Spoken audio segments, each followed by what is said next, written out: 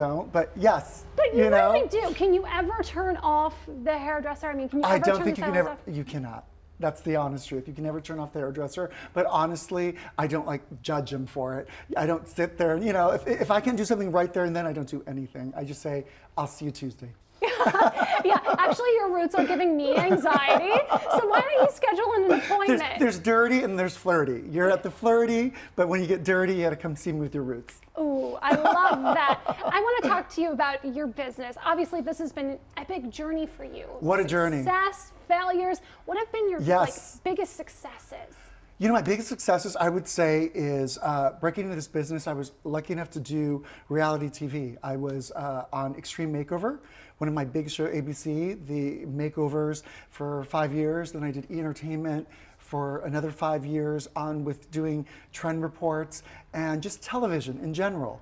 And I think that really propelled me, but also got me really ready for fashion trends, how they start, how they get inspired, where they go. Is it from the air? Do people just make it up? Or really, is there any grassroots to it? Is there any fundamentals to it? So it was really great to see that process and that there is a formula for all that. And what do you think was your biggest takeaway from the success of you as a television personality and a stylist? I'll tell you it was honestly the biggest takeaway was that this whole new social media that's going on, I think we were the OG of social media, the original gangsters. We were like TV, reality shows. We were the ones that really went there and, were on camera and gave this trend reports. And this amazing social media that's happening right now is, I think, a product of it or enhancing by it. So it was really just fun to be a part of that whole process and see it continue to grow. You were at the start of the evolution, really, of beauty we on honestly TV. Did the first, and that's one of the, I think, the breaking points, because I did a lot of makeovers before that, but this was really the breaking point when it was prime time, ABC, every Sunday night you could see us for 5 years and making people feel amazing and beautiful. And it was mind-boggling and mind-changing, but amazing. And it wasn't always easy, though. I mean, No. certainly with success comes failure. Yeah, and I know people have heard this. Your 15 minutes of success. I don't think they realize it took 15 years to get here. I think they think it's overnight success. I think that they think that you just come to Hollywood, Beverly Hills, and you say, I'm here, and then someone grabs you, and they make you successful. It honestly was a lot of work, but also, I had great people, great mentors that actually I stood on their shoulders and they raised me. And, and that's a process that I'm going through right now, where I'm raising stars and some of my own staff, are really propelling and making it out there. Well, circling back to 2008. Yes. Day you launched your first salon. Yes. Market crashes. The market crashes. Hello. I'm glad you can laugh about it now, because there's certainly nothing funny about that. Not the market crashing, but I thought, in life, you're just as lucky or unlucky. Certainly, the irony in and of itself is hilarious. So my actual first salon was a salon that's still here called B2V. Fabulous. I have a partner there, Albarelli. Wonderful. We've had it for a while. I went on my own. We did Vegas, and then we went to Beverly Hills. I made it to the big leagues. I went to Beverly Hills at the Montage, which was still there. 90210, woohoo! And let's talk about it, though. B2V, if you don't know, Los Angeles is on the border of the big leagues. Yes, right it there is West Hollywood, Beverly Hills. Your eyes were on the prize. It was on the prize. You're absolutely right. And it was so exciting because it was my first salon, my name, everything on it, and we were. Were you nervous? Were you scared? Of course. But I was also exhilarated, and I was really excited. And we still do have the same partners at the Montage hotels, so we were really guided, and we had a safety net. But what was amazing, it was November 17th. 2008. You remember it well. So we literally were putting colors up, getting ready for our clientele, and we were told basically the market is crashing, and we're like, oh well, I don't know, what does that mean? What does it mean to me? So what did that look like to you, though, as a business owner? It was a double whammy, because we're in a 5-star hotel that really has affluent clients, and we did not know what was going to happen. So we had to make a choice at that moment. I had to make a choice, honestly, that weekend. A little bit of champagne, a little bit of tears that were happy and tears that were sad. I had to make a decision if we're going to go high luxury or we're going to go and just start reducing. And I decided to do really high luxury and just go into that. What made you choose that direction? You know, I thought that if, I know myself personally, if I were going to go through bad times or hard times, I, let's say, wouldn't go to a dentist that was medium. I would go to the highest dentist and save up for it. I would always look at quality being, you know, but then I wanted approachable. So we really are approachable luxury. And we made that decision like many other brands. I know Restoration Hardware made that same decision. Certain other companies made that same decision. And it's not that it's the price difference. I want to make sure that they know when I mean luxury, it doesn't mean price difference, although it is including the price. Yeah, there's a little bit on the tag. And sure. it's a tag. And obviously you're in the center, your golden triangle of Beverly Hills. But it's also the service and certain things that we would do that other places wouldn't.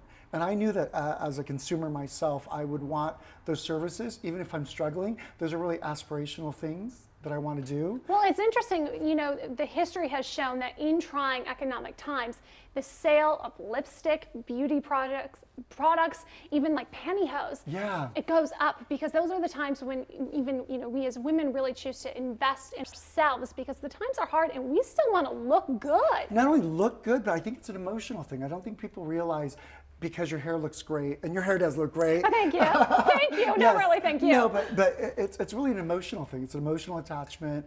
And there are times in life where you can have a rough day, but a great blow dry or a great color, or you feeling great about yourself is what is important.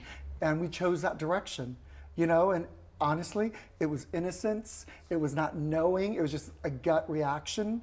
And that's where, and it was successful, thank God. It was successful. But that's part of the reason why you chose a career in beauty in the first place. Yeah. I really have to tell you this story. My mother, we're refugees from Vietnam, and my stepdad is a military guy.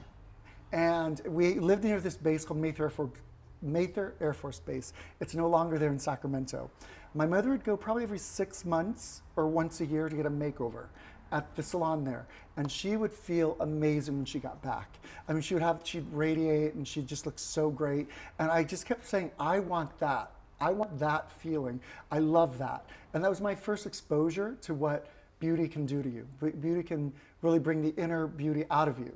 And, you know, the women that worked there knew that she'd come in for that every 6-month makeover. She'd save up. And I just thought it was just a beautiful piece of this. And that's what made me want to be a hairdresser and have that same, because you could touch it, it's tangible, but it's intangible.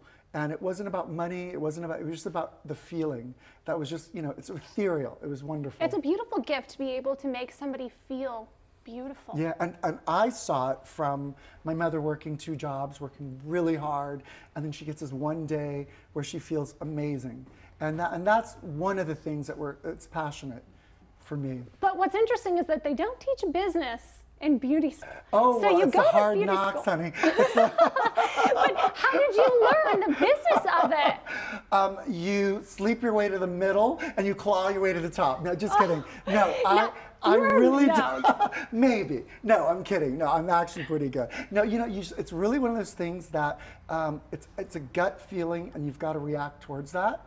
I've always said this philosophically, your brain sometimes thinks too much or it can be toxic. Your heart is very emotional, so it's a roller coaster, but your gut is always right.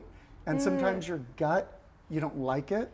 I don't like my gut half the time. Most of the time I don't either. I'm like, no. But you go with your gut and it really can guide you through some tough moments. And like I said, at 2008, November 17th, that was one of them that my gut said, Kim, you can either go low end and just say, hey, we're at a high end place, let's discount, or let's go really premium like you normally planned. Let's just go for it and service and do great hair. Well, in this day and age, so many people, influencers, bloggers, are making creativity their business. Right. What advice would you give to the people who are going on that endeavor? You know, be true and passionate to yourself. I never went to this business to make money. Is that weird? I really went into it because I love it. And I know there's always some cheesy sayings that, if you love what you do, you never work in life. But I really think it comes from the heart and the real place where I really don't feel like I'm working. I get to talk to my clients.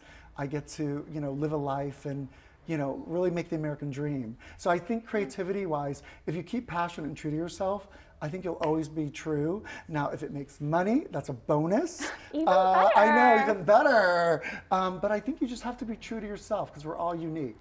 And what's so special about you, and I admire this truly, is that you've created a community of very talented artists around you as a mentor. Thank you, yes.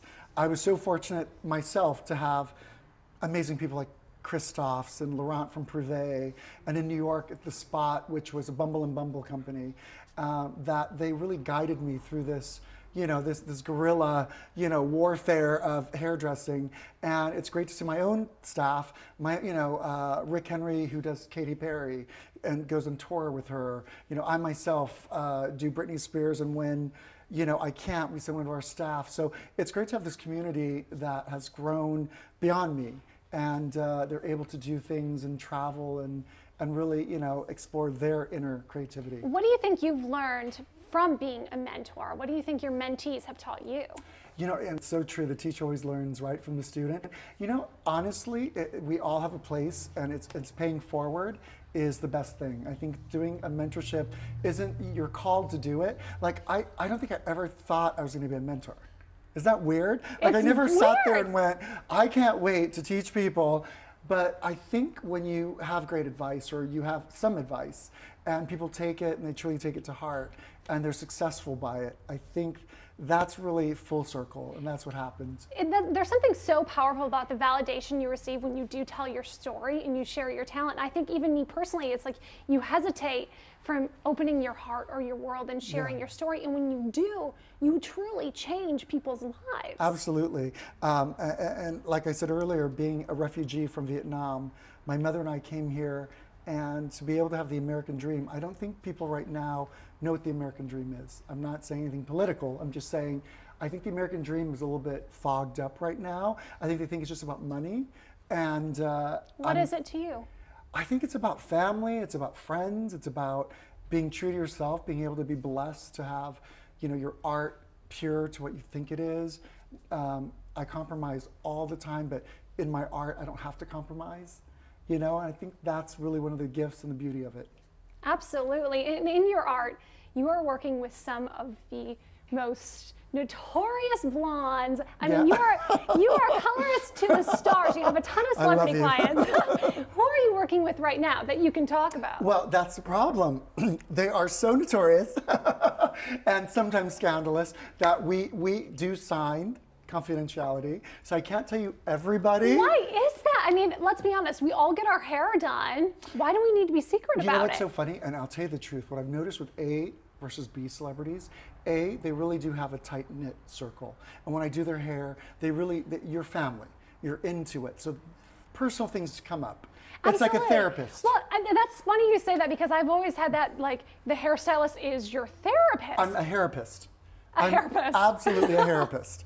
And I definitely go there and, I'll hear things where I'm like, I don't want to hear, I don't want to hear, I don't want to hear. Here we go. Hello. Yeah, la la la la. But there are things that you do want to hear. And I think that, and they rightfully so, I think certain ones don't want to see it out. They don't want to feel like they've got a mole in their own home. They want to feel completely safe. And that's why they do that. Other ones, they might want fame and, social media and stuff, and those are great. We have so much fun with some of them, but the ones that are really up there, the A celebrities, we definitely sign some heavy duty stuff. Now that you broke into the makeovers, sheer genius, you're a celebrity yourself. Oh my God, well thank you. I don't know if I could say that. But I'll say it for you. Well, I know I'm recognized and I can get a table in Los Angeles. So, like if I can get a restaurant table on a Saturday night at 8 o'clock, I'm good. What's that like for you?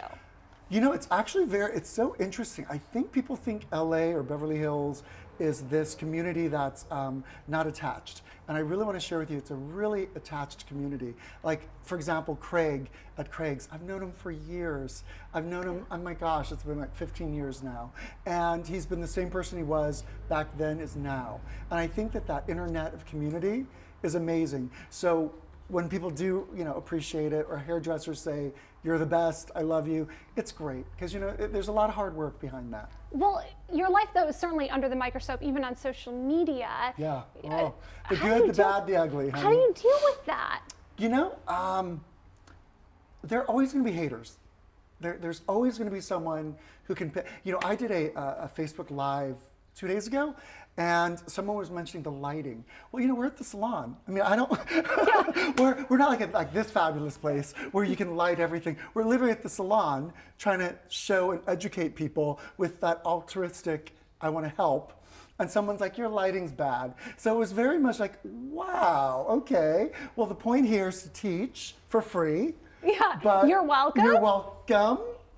Thanks. I don't know. But, I think like life, there's, what was that in Forrest Gump? There's a box of chocolate, honey.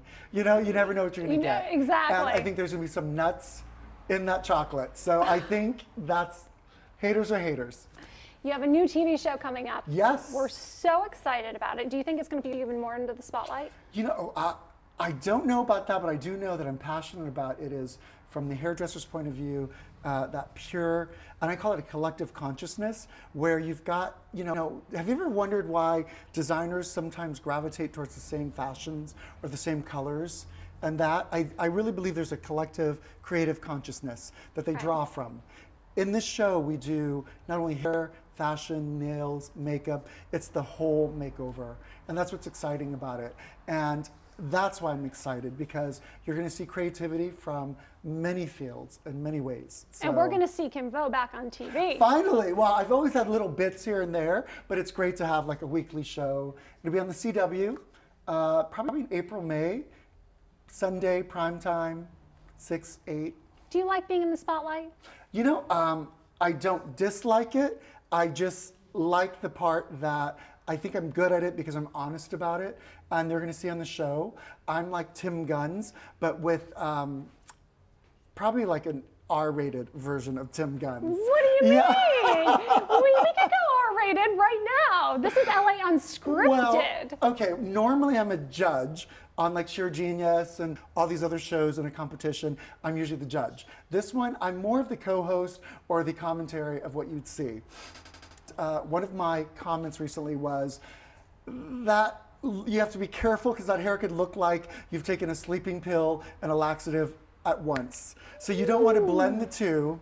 So it's funny things like that. That is funny. I mean, because the hair was a mess. Honest. It looked like piranhas nibbled on it. But I was trying to get them in a light, loving, hearted way to get a little bit more polished. And so, like Tim Guns, where I'll get them to where they want to be, the nice part about that is being able to have fun. Like what's so funny about you, Kim, is that every time we have a conversation, you speak in Kim-isms. Oh, yeah.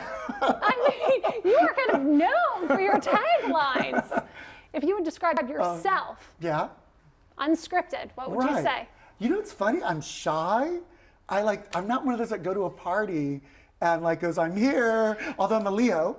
I'm not one of those. I'm really one of those people where I want that one-on-one connection. That's why I think I do well being a hairdresser, because that client and I connect. And I'm really not good with small talk.